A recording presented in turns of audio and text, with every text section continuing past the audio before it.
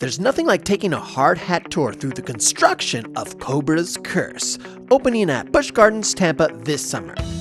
But we wanted to learn more about the story behind the ride.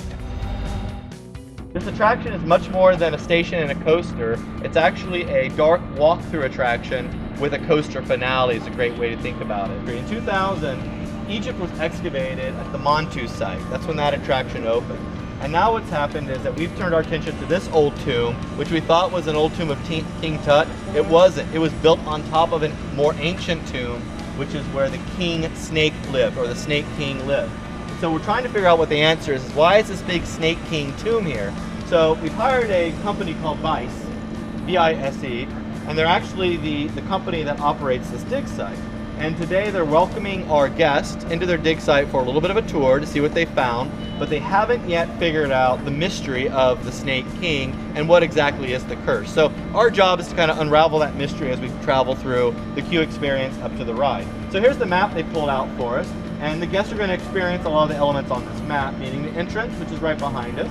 They're going to go through the exterior living quarters of the dig team. And here there seems to be a problem with snakes being attracted. Maybe it's the food, we don't know, but snakes sort of keep coming towards the temple as we dig deeper and deeper, which is very strange. In Chamber 1, they actually encounter some real snakes, which are the snakes you saw right just around the corner, all venomous, 4 different species, pretty dangerous guys, but they'll all be living together in one habitat, which is really going to be beautiful. Moving on, they walk through some antechamber and hallways, eventually making into the deepest section, which is Chamber 2. So this is a really great experience. It's about 3 or 4 different shows the guests will see. And what occurs is that his statue comes to life through projection mapping, and then all the walls in the chamber do as well. And the hieroglyphics actually come to life, and they tell the story, the historical story from 2,000 years ago of how these followers used to like him, how he got too big for his pants, he turned against them, and they cut the head off the statue to take his power away. That's the story.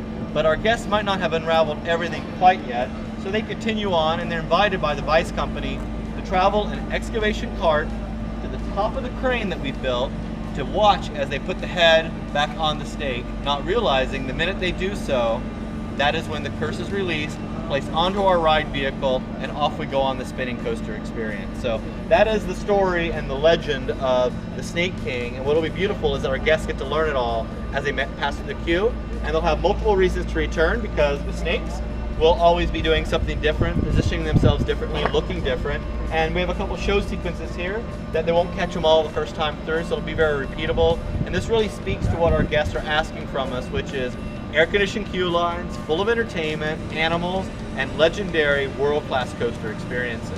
And so that is the story of Cobra's Curse. Visit bestoforlando.com. Thanks for watching.